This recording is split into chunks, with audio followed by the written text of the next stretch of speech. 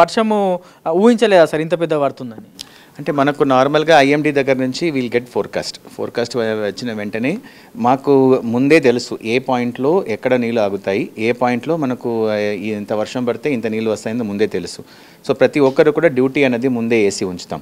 So దాని ప్రకారమే ఇమీడియట్గా వాళ్ళందరూ కూడా వర్షం పడుతుంది అని తెలవంగానే వితిన్ 1 అవర్ ఇక్కడ నుంచి మా కంట్రోల్ రూమ్ నుంచి మీరు గమనించి ఉంటారు, మీకు మా అందరు కూడా సెట్ ఉంటుంది, సైట్లో అందరికీ అలర్ట్ చేస్తాం. అలర్ట్ చేయగానే అందరం కూడా ఆ ప్లేస్లో యూనిఫామ్తో సహా వాళ్ళు వెళ్ళి అక్కడ ఉండడం జరుగుతాయి.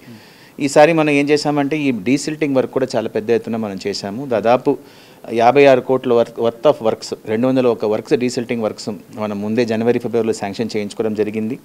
ఎలక్షన్ ఉండేటప్పుడు కూడా మా వాళ్ళందరం కూడా రోడ్డు మీద మనకు ఫీల్డ్ మీద ఉండి దాదాపు 70% of the desilting work complete చేశారు.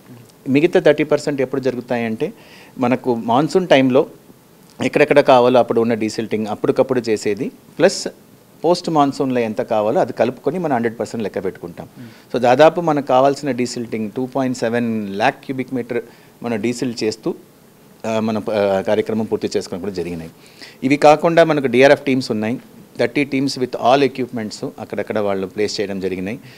ఇవి కాకుండా మనం ఆల్రెడీ ఇప్పుడు మొబైల్ ఎమర్జెన్సీ టీమ్స్ కానీ, మాన్సూన్ ఎమర్జెన్సీ టీమ్స్ కానీ, స్టాటిక్ టీమ్స్ కానీ ఇవన్నీ కూడా ఆల్రెడీ రెడీ చేసి పెట్టుకున్నాం. So that is for the monsoon. June 1 నుంచి వీళ్ళందరూ కూడా మనకు రంగంలో దిగుతారు.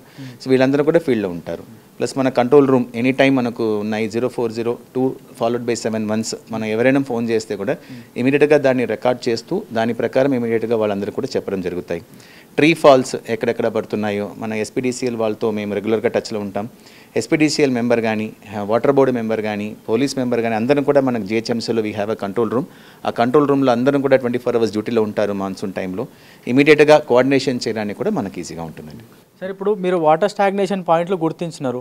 2020 నుంచి 400లకు పైగా వాటర్ స్టాగ్నేషన్ పాయింట్లు ఉంటే ఈసారి 120కి తగ్గించామని చెప్తున్నారు. ఆ వాటర్ స్టాగ్నేషన్ పాయింట్లు తగ్గించినప్పటికీ ఎక్కువ ప్రాంతాల్లో నీళ్లు నిలుస్తున్నాయి అని గుర్తిస్తున్నారు కదా, వాటిని కూడా మళ్ళీ వాటర్ స్టాగ్నేషన్ పాయింట్లుగా మీరు గమనిస్తున్నారా? అంటే ఇప్పుడు 125 అన్నది లాస్ట్ ఇయర్ లెక్క.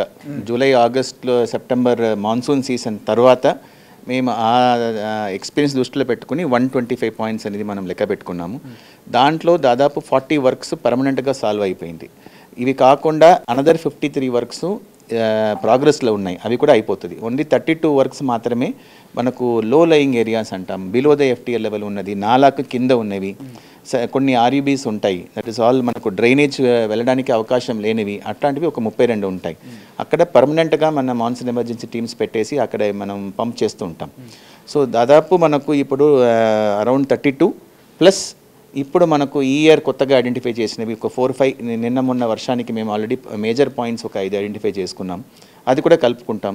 ఇప్పుడు మనకు నెక్స్ట్ మాన్సూన్కు ఉన్న టైంలో ఆల్రెడీ ఇవాళ we had detailed review meeting with all the engineers and zonal commissioner review పెట్టుకున్నాం.